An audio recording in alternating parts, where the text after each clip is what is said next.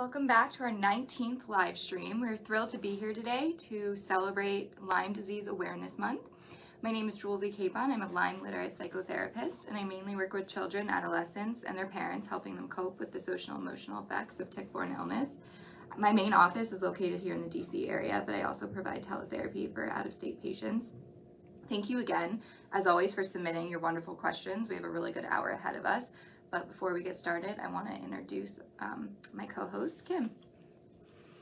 Hi everyone, I'm Kim Fogarty. I'm one of the physician assistants here at Jemsek Specialty Clinic. I've been part of the JSC family for about 12 years now.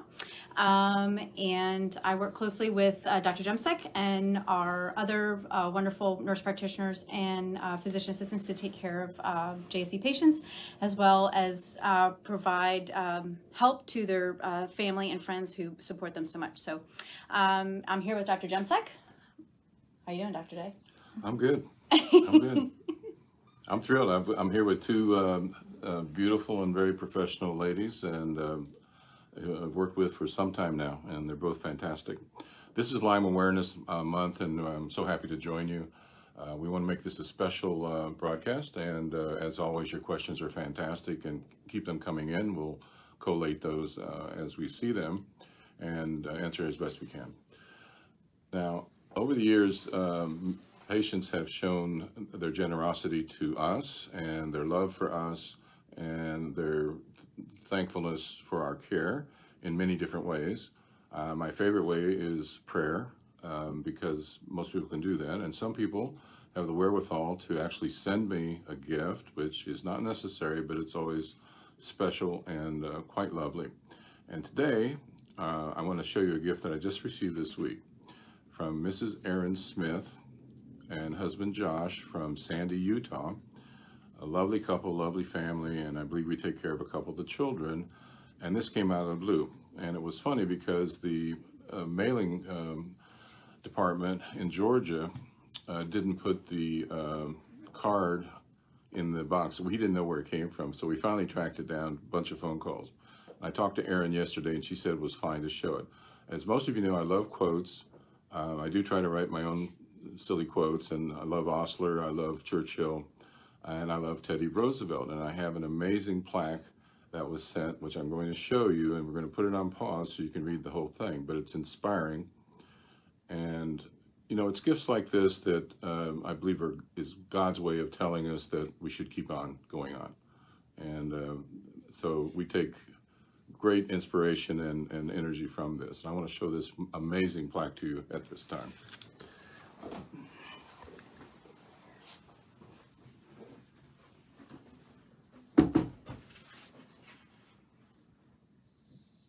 Now, if you put it on pause, you'll be able to read the whole statement.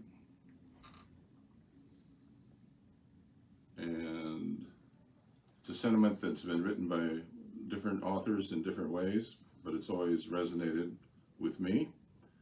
And I was inspired almost to tears, quite honestly. It was so special. And it's going to hang in our new office, for sure. Thank you.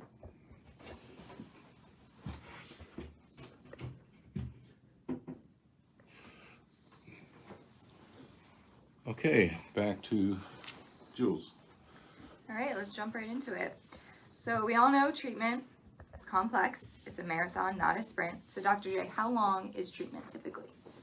So as our program has evolved, we've determined that most folks, whether they're intravenous route, which is about 10% of our practice, or oral, which is 90%. And when we say oral, we're talking about herbal and supplement medications, not just antibiotics, which are pulsed and not given every day. I think most people watching know that. And we're very careful to monitor safety labs, and we have an idea where the patient should be progressing. So these are really important points. We know what to expect at certain junctures. To answer the question, 15 to 18 months is a reasonable time. By the time the patient goes through 3 or 4 cycles with lots of breaks and downtime. And during the downtime, we're looking at how the immune system has recovered, because the better our patients do, the less we do. We do like to do maintenance therapy, which is something we introduced 15 years ago or 20 years ago as a dosing week every month and eventually every several weeks if the patient's doing well. And we do that for a couple more years because healing, the longer we see this, the more we understand the healing requires more time. In the most seriously ill patient, I would say even after 18 months of therapy, they're going to need 3 to 4 years to heal. And we've seen examples of people getting out of wheelchair, not year 1, but year 3. So we say, hey, we've seen it, it's possible, keep the faith, have hope that you will improve. Dr. J, what co-infections do you treat first? Well, I think most people know, I think Babesia is the boogeyman. There are a couple of strains, one is worse than another. And Babesia we try to target early, and we start to use our biofilm disbursement program in conjunction with our treatment in a synchronized way, because we know from clinical experience that Babesia lives in the biofilm. That's never been proven scientifically, but it's 100% likely based on our clinical experience. So we treat Babesia by cycle 3 or so after a couple of induction cycles. We treat it pretty much for 6 months, and then we don't stop treating it when we step down. And then something we've learned, and I've spoken about this before, is that the #1 cause of relapse is Babesia recrudescence. And we may see that 6 months or 18 months or 2 years later. So especially for those most seriously affected, JSC is now retreating with 2 or 3 rounds of Babesia intense program during a maintenance program, even if the patient is entirely asymptomatic and feeling well. We feel it buys insurance and will reduce the relapse rate by over 50%. Kim, do you have anything to add? I was just going to say, one thing, a takeaway from treating the co-infections and the biofilm, and I believe we're going to have another live stream coming up in the future, specifically talking a little bit more in depth about our treatment strategy, is that this is a group of infections that are wreaking havoc on the human body. So it's important to target the infections as a whole and not pick them off one at a time. So to elaborate what Dr. Jemsek was saying, even though we will put the muscle down on, say, Babesia to really allow the immune system to get upright and organized again, we don't let go of targeting Bartonella, Lyme, and so forth. And particularly when we're getting into the biofilm, these infections live together in the biofilm. So we have to use a comprehensive approach when we really start getting into the deeper seated nooks and crannies of where the infections are hiding. I hope that helps. Dr. J, how long into treatment do you typically start seeing a patient's cognitive function improve? It takes a while. A lot of times with detoxing and with leading a cleaner lifestyle, low inflammatory lifestyle, patients even before therapy will improve. Now there's a few who paradoxically get worse because we're upregulating the immune system by, in effect, detoxing them by providing them antioxidants, teaching them how to do Epsom salt baths or saunas and sweat and that sort of thing, yoga, dry brushing, a lot of things. Some people actually feel worse because the immune system's like, yay, but most people feel better, and that's the point we start therapy. Not everybody's severely cognitively impaired, but most are affected for sure at some level. And as I've spoken before, the mood part of this is that everybody's irritable. I don't care if they're only minimally infected, everybody's irritable. Like, what's wrong with George? Oh my God. Short temper and that sort of thing.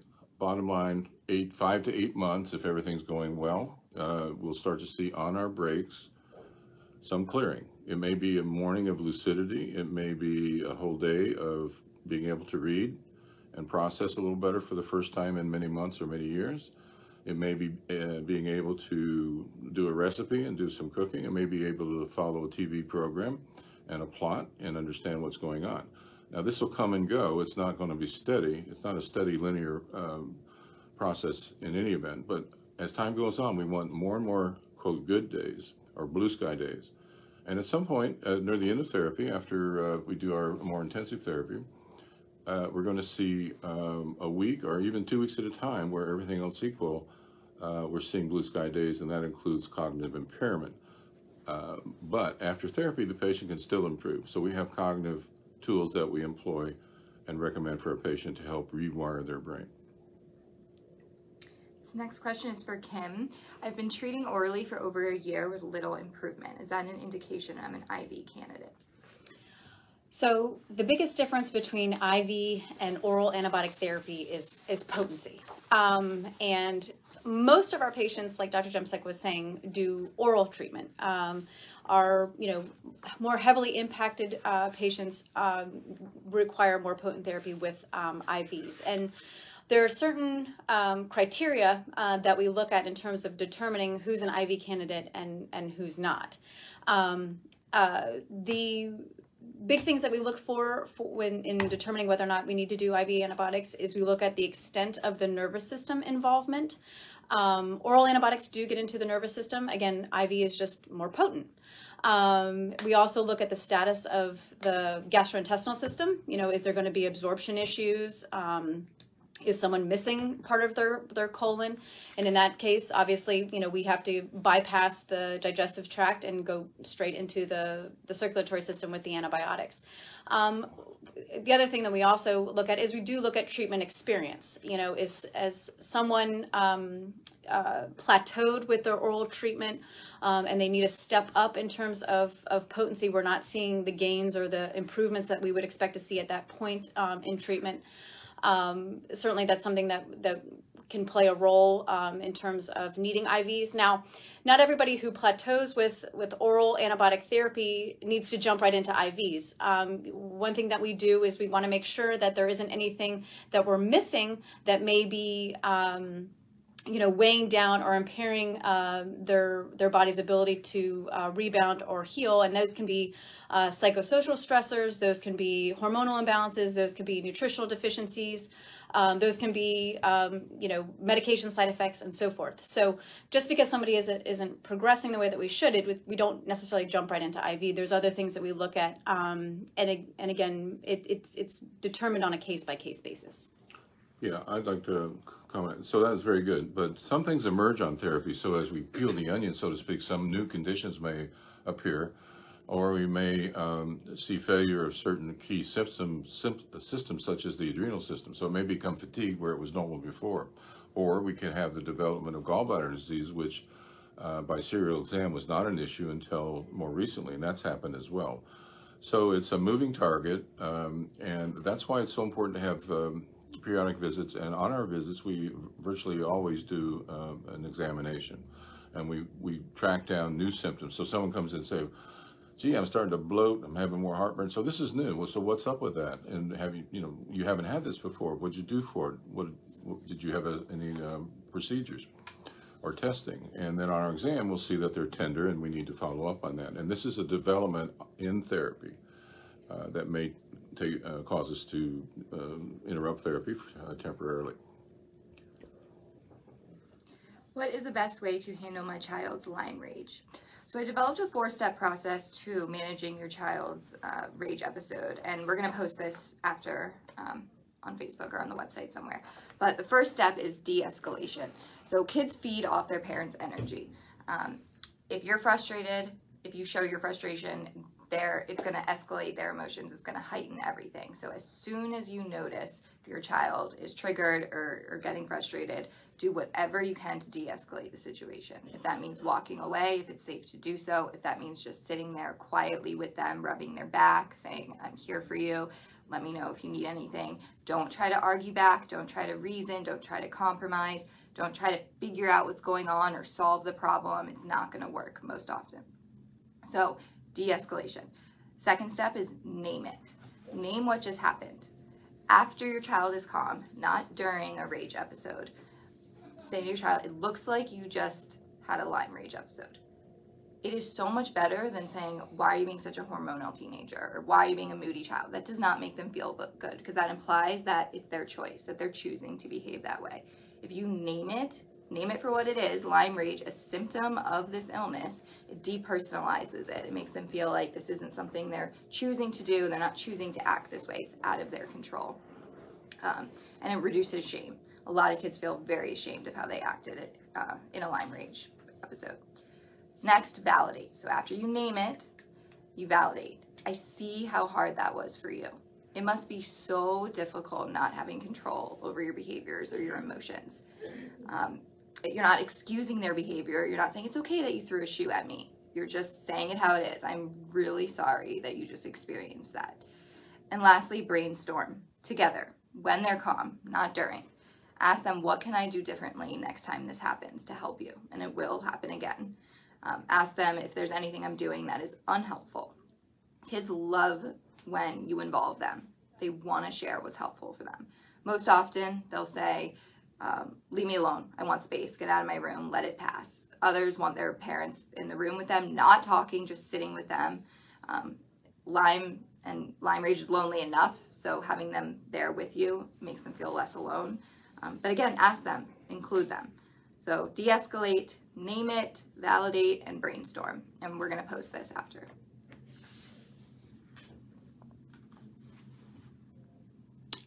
Yeah, that's wonderful. Hi.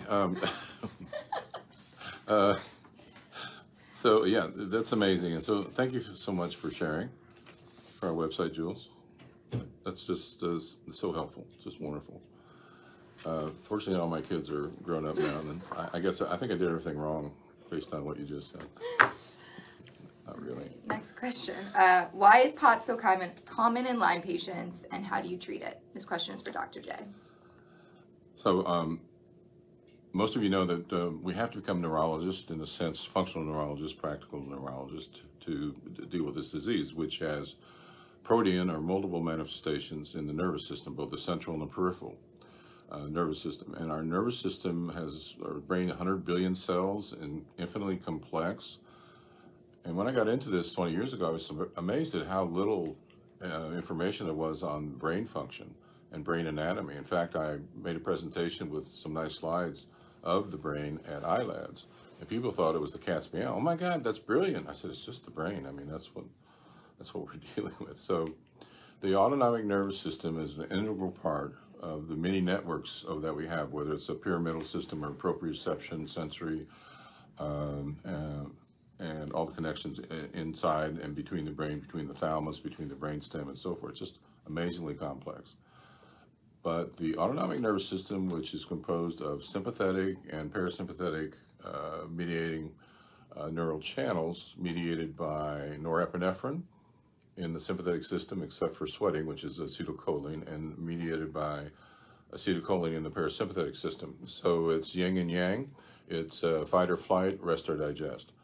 Now, ordinarily, so they control our body temperature, our ability to regulate our body temperature, our gut motility and management, whether we flush or chill, and also our heart rate is very important, mediated by that.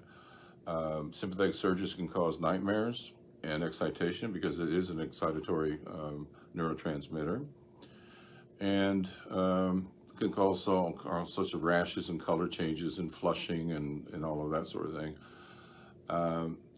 And unfortunately, it travels down one of the two main nerve fibers, A and C. A is the larger one for muscles, joints, has to do with pressure, trauma, things like that, where C is the one that is smaller, has a slower transmission rate, and is also everywhere. Whether the autonomic nervous system travels in the same sheath with those.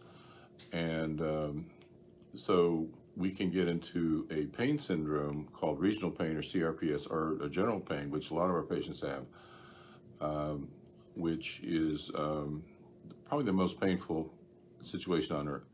So we call it don't touch me pain. And we have different treatments for that kind of pain versus neuropathic pain and so forth. Autonomic nervous system with POTS, P-O-T-S, is postural orthostatic tachycardia syndrome. You get up, your heart rate goes up, but you don't necessarily drop your blood pressure. NMH, which is as important, if not more important, is neurally mediated hypotension. So when you stand up, after a period of time, you've got to sit down because your blood pressure is dropping, you're going to faint. For example, if you're standing in a line at the post office and there's nowhere to sit and spend 5 minutes in a long line, you're in trouble.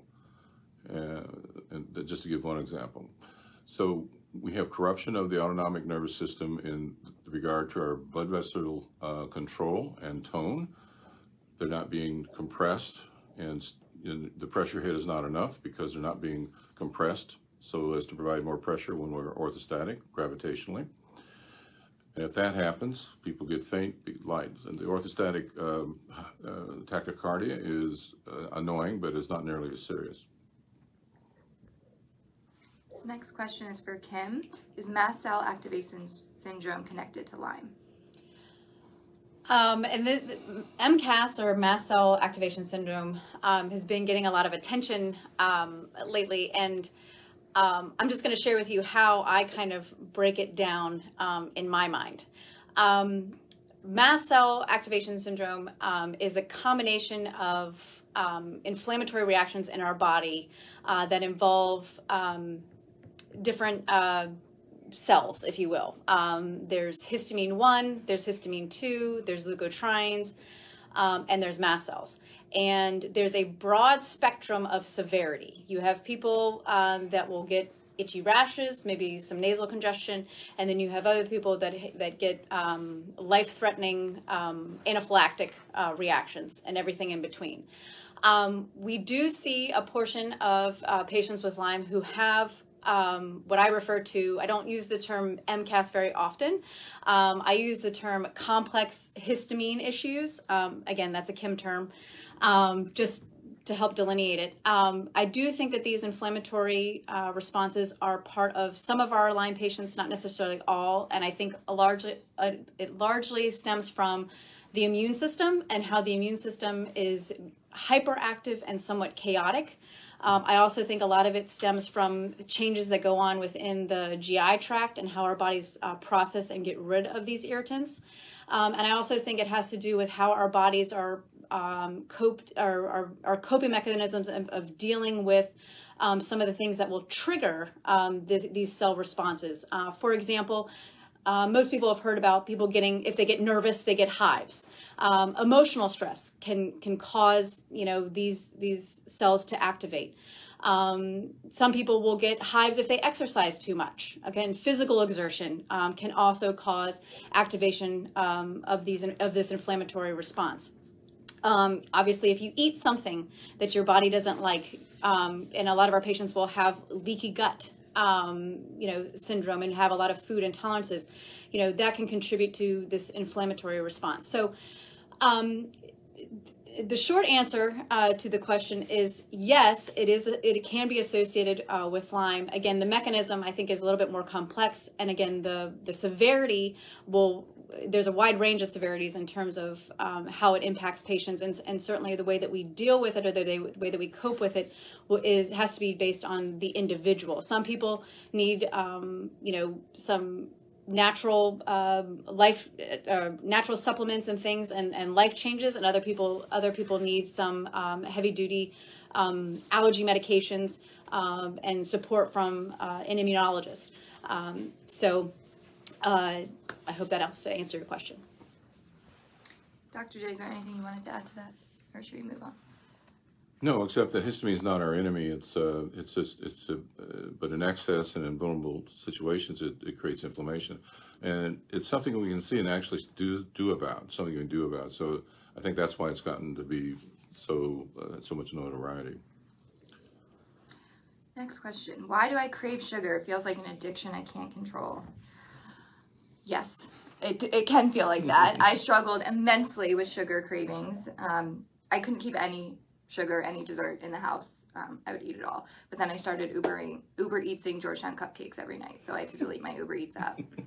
The only thing that really worked for me was not keeping it in the house, and this sounds silly, but if I was craving something, I would put a timer on my phone for 2 hours, and if I still wanted whatever that was after 2 hours, I would eat it or I would order it.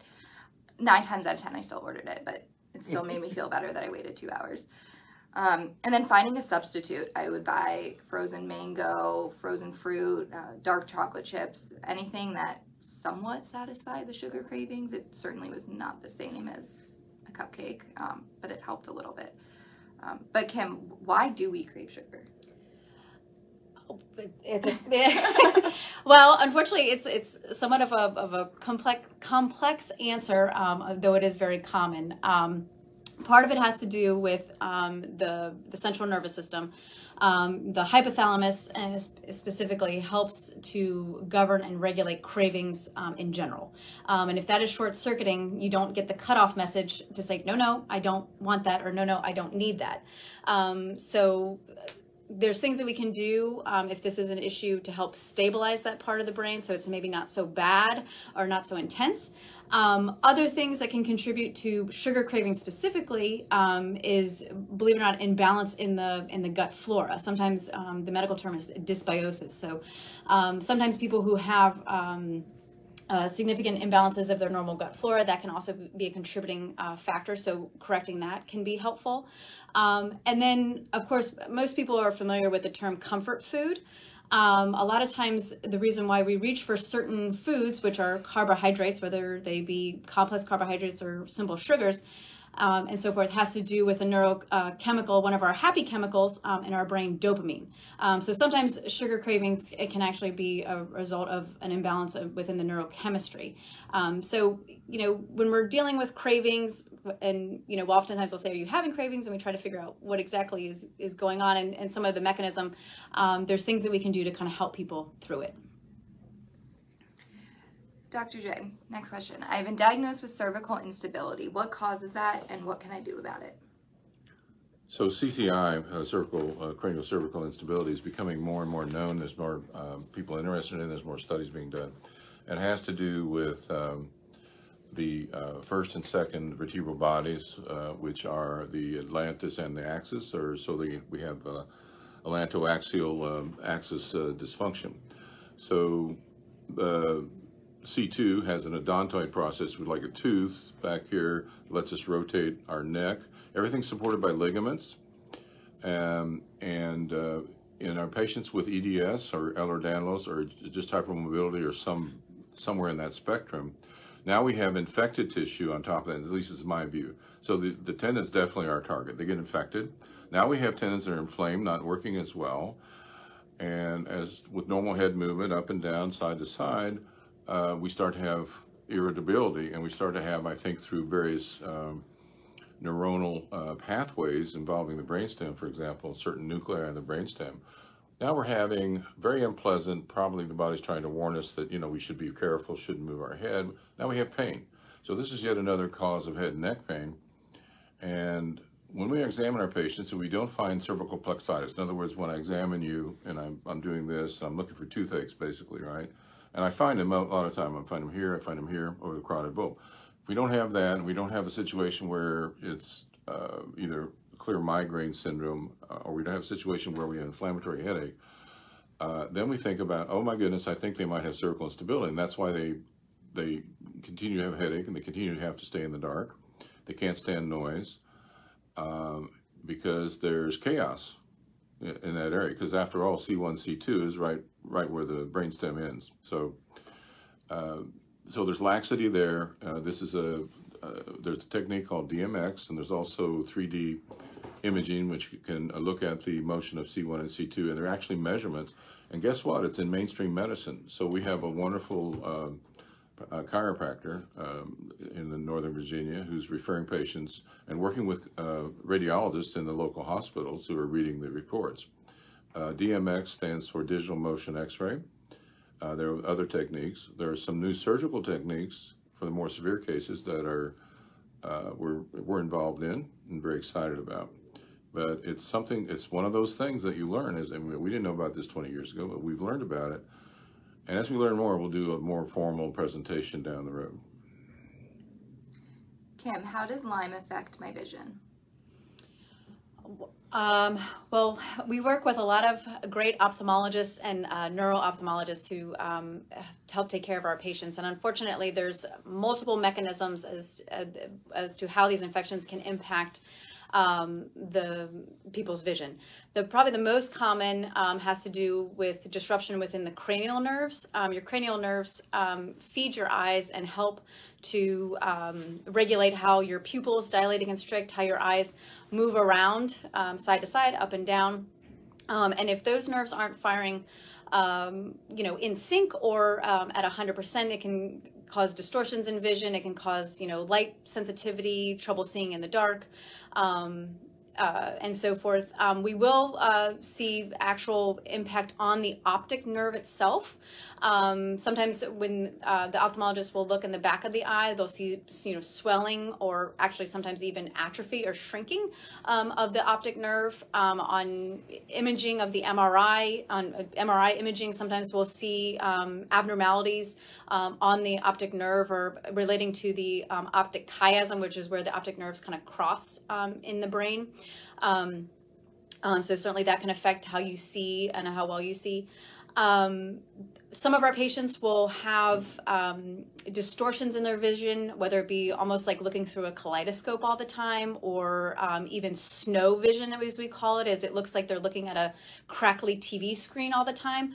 Most of the time that is actually originating from disruptions within the occipital lobe, which is the very back part of your brain. It's the movie screen that your eyes send signals to, your optic nerve sends signals to let you see and then interpret as the signal comes forward. In addition, the infections and the chronic inflammation can impact the actual eyeball itself. We'll see premature cataract formation.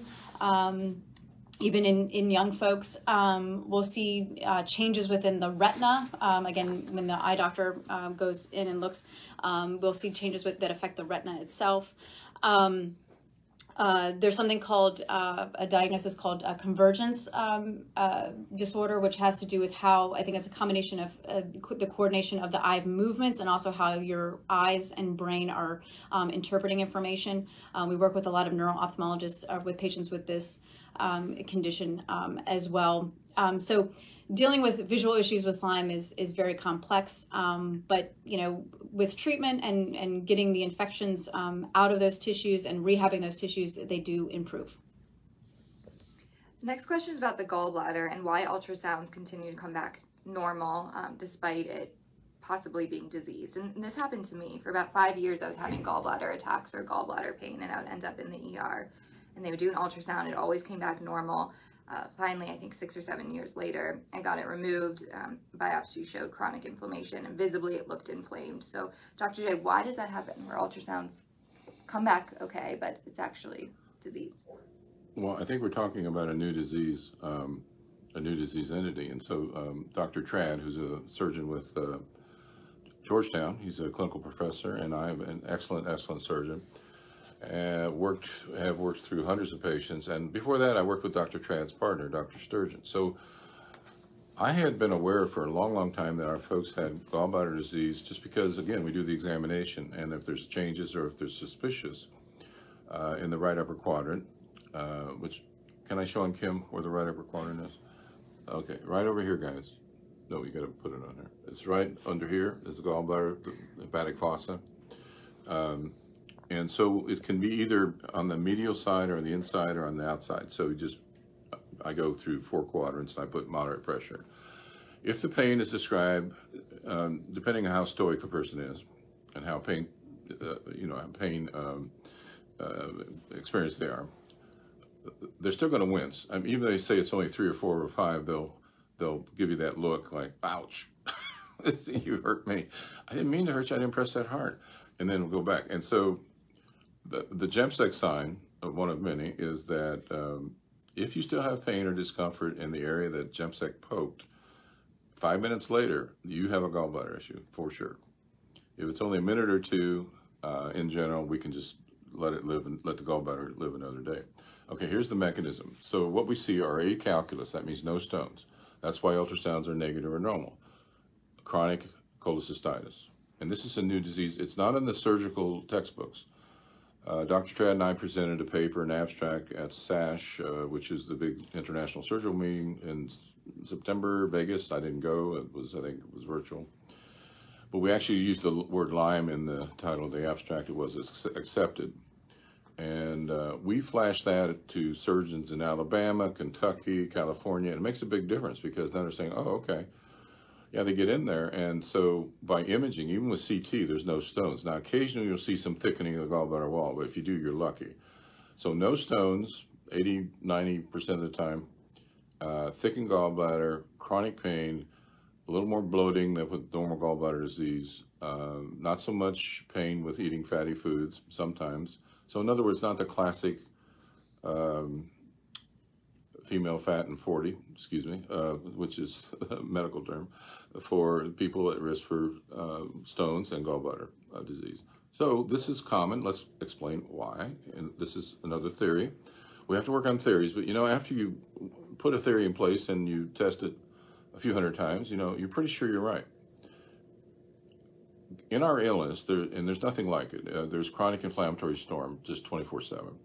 It's comparable to someone dying with AIDS or someone dying with cancer, except they die. Our patients go on and live, and all the while their body's being destroyed in various compartments. They're profoundly weak because they can't charge their mitochondria to make ATP.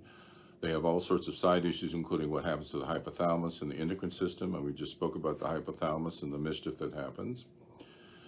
So we have chronic inflammation, unlike anything, other condition on the planet that doesn't kill you within 4 to 6 months.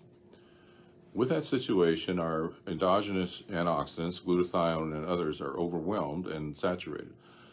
And as the reactive oxygen species come coursing through the liver to be detoxed, there's nothing to detox them with. And so that's why a lot of our folks take supplements as antioxidants, because you need exogenous antioxidants to neutralize or to support what you're not making, and the primary molecules are little peptide glutathione. All right, so the bile comes out of the liver, and guess what? It's oxidized, it's hot. It's electron poor, and then it gets concentrated by the gallbladder. So you take this hot, toxic slur, and you just suck it up and concentrate it into this gallbladder tissue. Guess what happens to the gallbladder? It gets excoriated. It's like burning. On top of that, I believe it makes it far more susceptible to be colonized by spirochetes. So we found the spirochete in the gallbladder wall, but I think the toxic theory is far and away the most common reason for this condition, and it doesn't occur with stones. And so we've seen literally, I don't know, 250, what do you think, 300 cases? Mm-hmm. I mean, and it's a stumbling block. It's a roadblock to our patients. So if somebody has a gallbladder issue, we have to get the gallbladder out before we even treat you, for example. Now, occasionally, unfortunately, in the midst of therapy, the gallbladder will, as we peel the onion, the gallbladder will start to bark at us. We have to take a time out and get the gallbladder out. But it's a outpatient procedure. It's done laparoscopically. And just like Jules said, it's almost nasty. It's always nasty. The surgeons always supply it. They're all kind of stranding and fibrosis and thickening and discoloration of the gallbladder. It's just swollen, and it's just nasty. And it's so good to get it out of there. But anyway, it's a new surgical disease. And we hope to publish our findings in a surgical journal sometime next year. And hopefully we'll find our way into the traditional textbooks, because what we see now and what we're talking about does not exist in the textbooks. If I may piggyback on that a little bit, you know, it's not that we want all of our patients to have their gallbladders removed. We want you to keep all your organs because they're yours. But a lot of times if the gallbladder goes, it's not something that can be healed or rebooted, because as Dr. Jemsek was saying, the tissues actually die and become necrotic. And a lot of times they'll see that on pathology. The surgeon will see how gross and disgusting the gallbladder looks up close and personal. Most people feel much better after having their gallbladders removed, because not only is they're not having issues with digestion and stuff anymore, but again, keep in mind, we're trying to lower the inflammatory quotient in the body, and we're trying to remove stressors on the body. So removing a sick and disgusting gallbladder is like removing an abscess. So we'll see benefits and improvements outside of the GI tract. I've had patients tell me their energy level improved, their headaches, lessened, their joint pain got better, because again, we're removing a big stressor from the body. And like I said, most of the surgeons that we've worked with also will see this and see how it translates. What is the best way to motivate my child to hydrate, take their meds, and overall take better care of themselves? It seems like an everyday, constant battle. Big question. There is no easy way to motivate your children, because you can't force motivation. That's like telling someone you have to care about this or you have to be passionate about that. It doesn't work that way. So let's reframe the question a little bit to, how can I help my child be more engaged, or at least willing to participate in this process? But we first have to understand why they're not engaged or why they are not willing to participate. And it comes down to a few things. What motivates kids? Things that are fun, things that make them feel good, instant gratification. Lyme treatment is not fun. It doesn't make them feel good at first. It usually makes them feel worse, and it certainly doesn't provide instant gratification. There's no immediate results, no overnight results, so it makes sense why kids have so much pushback. And the biggest misconception I hear parents say is, why don't my kids want to get better? Why aren't they doing everything possible? If it were me, I would be doing everything the doctor is suggesting. But let's look at it from their perspective. Most likely, their life turned upside down when they got sick. Everything they once knew, gone. Their predictability, stability, consistency, all things that are so important to children, taken away. So naturally that leads to demand avoidance. They just lose their autonomy, their ability to make choices. They didn't choose to get sick. They didn't choose to withdraw from school. They didn't choose to quit soccer, stop playing piano. They're forced to go to doctor's appointments, get their blood work done, get procedures done. So nothing is their choice anymore. So what can you do about demand avoidance as a parent? And I like to call it a together approach, which is about a few things. First, removing demand words. Demand words are have, should, you must, can you, will you, why haven't you, and use inclusive language. So we, us, instead of you. Lyme is lonely enough, so if they feel like you're a part of this process with them, they're more likely to be a willing participant. So instead of saying, can you take your meds, or have you taken a detox bath, can you reframe that to, how do you feel about us setting up a bath for you? What do you think about us taking your meds now, instead of can you, had you, should you? And reducing shame and guilt. Do not get mad at them. Try not to get mad at them if they're not following through with some of the things they should be doing. They already feel bad enough about not being able to do those things. And most importantly, try to avoid confrontation and arguments. All of parents say, well, the only thing that works is if if we get in an argument for 15 minutes and I refuse to leave their room until they take their meds. So that's what I have to do. But that doesn't work, because go back to the question. How do you get your kids willing to participate? How do you get your kids more engaged? The question wasn't, how do I force my kids to comply? And so now kids are forming associations with anything to do with meds equals a fight. It's a natural anxiety. It's a natural trauma response to push back and say no, even if it's something simple like drinking a glass of water. So to sum up, I know that was a long-winded answer. Avoid demand words. Use inclusive language like we and us. Avoid shame, blaming, and punishment, and avoid arguments. And I'm going to post something about demand avoidance as well after this. Anything to add? Yeah, so that was excellent as usual. I'd just like to add a little neuroanatomy and neurophysiology to that, because you've heard me speak of this. The Komodo brain, the Komodo dragon, our reptilian, the biggest reptile and the nastiest reptile on the planet. We have reptilian brains, and those brains don't think. And they extend up to the cortex, so they're all here. And that's the white matter, and that's what gets demyelinated, and so gray matter doesn't get demyelinated.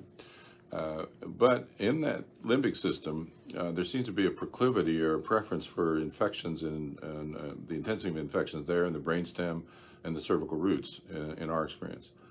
So, and the hypothalamus is in the limbic area, and so is the pituitary, and so is the thalamus, which is the switchboard for all sensory intake.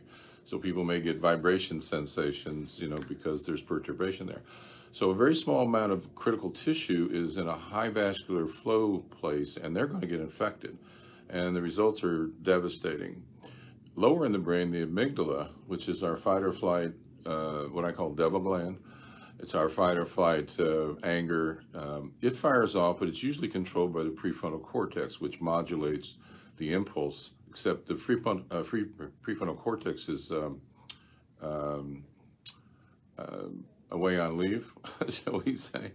And so the amygdala dominates, and so you get these outbursts of anger or demands or impulsivity, oppositional behavior, and it's coming from a part of the brain that is not employing cognitive balance at all, and it is extraordinarily common. In fact, it's part of this illness. It definitely belongs in this illness. And when we medicate, we try to medicate to calm the brain.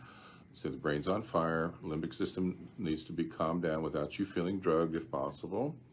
And we need to live a very low inflammatory lifestyle. Just like taking the gallbladder out, you reduce the level of inflammation, the inflammatory quotient, as we call it. And so all of this feeds into, there's a neurophysiologic basis for all this behavior, which Jules so aptly identifies and recommends approaches for.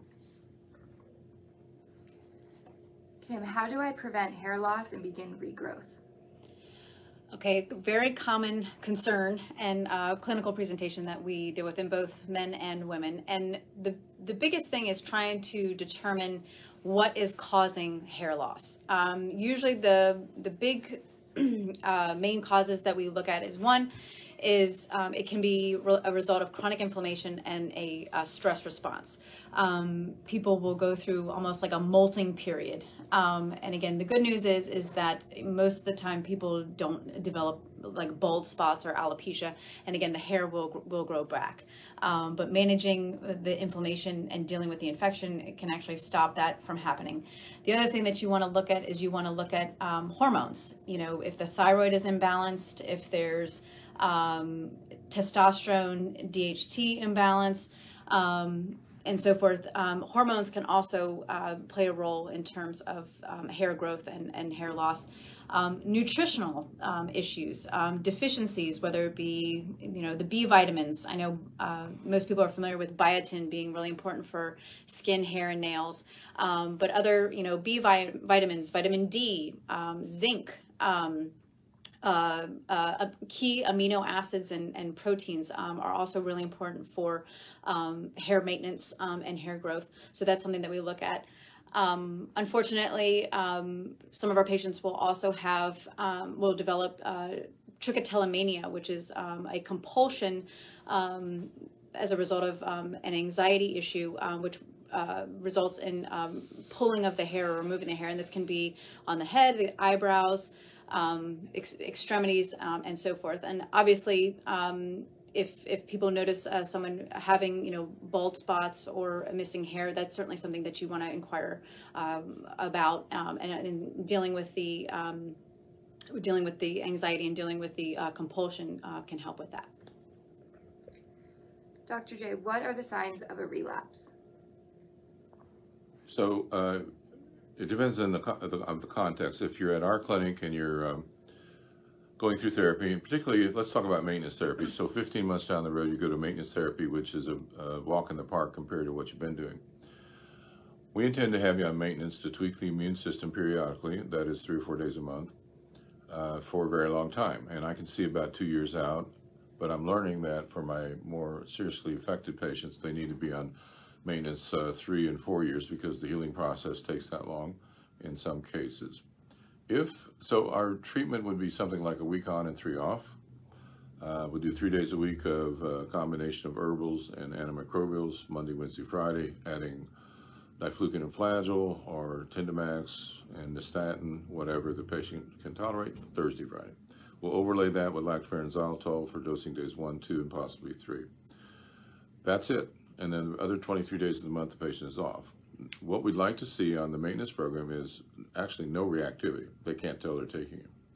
And we'd like to know that the patient is continuing to expand their horizons and barriers are breaking down in terms of their intellectual and physical endurance and competence, and they're healing. So a sign that we've seen, and we talked earlier about babesia recrudescens, so we're doing that more and more after maybe a few months of maintenance therapy. So, okay, let's just hunker down and let's do 2 or 3 months. And our relapse rate the following year, we know is going to be 50% or less. And here's why. And the why is that your immune system is now engaged, it's reconstituted. In the context of our ebb and flow with on and off therapy, if the patient starts to find or sense, and they do, oh, I need some therapy, it's the 2nd week, I feel like I need to be back on therapy. And this is a consistent pattern, not just 1 month, but it's a consistent pattern. And if you add that to the other feature, which typically follows, is that all of a sudden the meds they took during their treatment week or maintenance week, and which they had no issue with and had no tolerance issues with, all of a sudden they're starting to have reactivity or herxing. That's not a good sign. So you put those two together, something's up. And you look for other conditions, you look for lifestyle changes, look for other triggers. Could they have had a COVID infection that set them sideways for a little bit?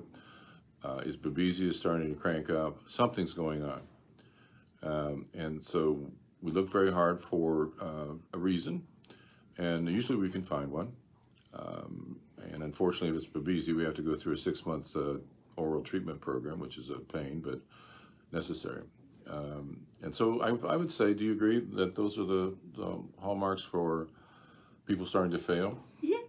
Yeah, and you know, a lot of times it's usually not just one thing, it's usually a combination of things that will derail the immune system. And usually if someone begins to regress or relapse, they don't fall down as far as they did when they first got sick. Which is good. And again, obviously you want to stop the ball rolling sooner than later.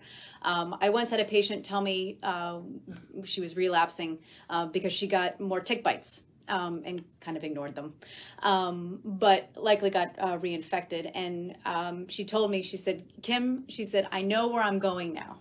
She's like, I know where I'm going. She's like, I just need your help to get me back there. And I said, okay, let's do this. And she did. She reached maintenance once again. So it's disheartening and it's frustrating for patients and also for us because we want our patients to be healthy and maintain their health. But again, you can right the ship again and get things moving forward. Yeah, if I could just say that's really good about the square one. I forgot to mention that. Patients are frightened because this disease is so dreadful. They're frightened they're going to go back to where they started from. And I say, no, you're not going back to square one. You're dropping a couple steps. We'll get you back there. We need to stabilize. We need to look at other factors that may be contributing, cofactors of any kind. Has babesia come back? Is your liver swollen now? Is your spleen swollen now? Or do you have enough other symptoms that we ought to just treat you empirically? But you're not going back to square one. And look, by that time, our patients are in their 2nd year with us or 3rd year with us. And they've been cruising, coming in every 6 months or every year. And so they're so much more sophisticated about their body and sensing their body. And so they're a most reliable source. I go not only learn a lot from our patients, which is something I've spoken about and emphasized before, but we go a lot on their feeling. Which medication do you think is offending you? They can tell you sometimes. And so we listen to the patient, but mostly reassure them, like you said, you're not going back to square one, okay? It's a pain in the butt to have to do this, but we have to do this. And then you're going to be in a much better place because you got your immune system helping you now, in the case of a relapse. And if we can identify stressors, then we need to know if they're short-term stressors, they're going to be resolved, or whether they're longer-term, and then what to do about that. Our last question of the day is for both Kim and Dr. J. What are some of the best Lyme disease prevention strategies? Well, you know, I'm a firm believer that prevention is the best medicine. So, you know, for Lyme Disease Awareness Month and going into springtime and summertime and everybody being more outdoors, certainly you want to avoid bug bites in general. Key things that you can do is use insect repellents with DEET. That seems to be the most powerful deterrent for both mosquitoes and ticks. You can spray the repellents that contain DEET right on your skin, and again, make sure you cover head to toe. You can get insect repellents like permethrin, which please only use permethrin on your clothes. Do not spray that on your skin. It will burn you. And so those are ways to help deter the insects from, you know, wanting to come onto you.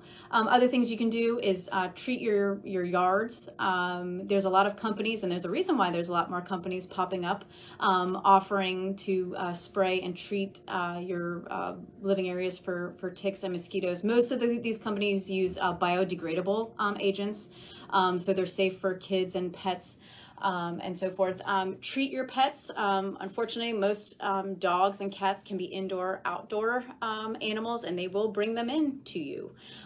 So make sure you treat your pets not only to keep them healthy, but also to keep them from bringing vectors to you. Don't let your pets in your bed. Most people cringe when I say that. Because don't get me wrong, I have a dog and I love to snuggle with him too. But think about it, if he's got a little visitor on him, it can easily crawl over to me. So try to keep your kitties and your dogs out of your bed. Tick checks are really important. If you've been outside, make sure you check again head to toes, particularly in the creases and ears, behind the ears, armpits, groin. Teach your kids how to do tick checks. And be diligent with it. Make sure you shower after being outside, just in case there is one crawling on you. Wash them down the drain. Take your clothes off, put them directly into the washing machine. Don't just put them in the hamper. And again, all these things, if you are outside in the woods, you can wear light colored protective clothing, pants, socks, long sleeve shirts, again, to keep them on the surface and not directly on your skin. In terms of, maintaining all those annoying things that your primary care doctor and your pediatrician have been, honing and, driving into you, maintain a healthy lifestyle. Eat right, sleep right, hydrate, exercise. All these things help our, immune systems and our bodies, so that if you do get exposed to these infections or any assailant, your immune system will rise to the occasion and say, nope, not today. So be safe and be healthy. Well, I can't say much more than that, except that I have a different philosophy now. Avoiding tick bites is essentially avoiding introduction of other pathogens. It could be the spirochete, it could be something else in the tick-borne family, anaplasmosis or lichiosis, babesia. Or it could be the spirochete, or it could be one of the variations, one of the other strains. We just, who knows? The point is it deregulates the immune system and you're off and running.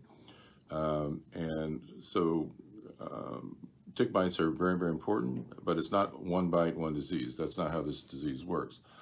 Kim is talking about, okay, we have a provocation, a tipping point, in somebody whose immune system is still relatively labile and they can't handle a tick bite at this point. And so they decompensate and destabilize.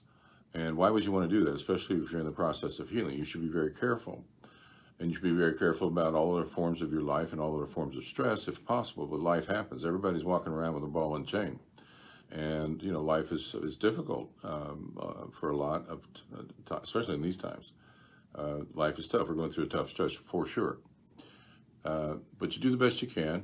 You don't do stupid things. You don't push yourself. Don't do elective stress when you know you shouldn't.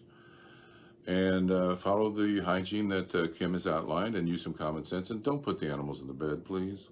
It drives us crazy. One last, if I may, if you do have a discrete tick attachment or you develop a bullseye rash, which I encourage everybody to look online. There's a lot of good pictures and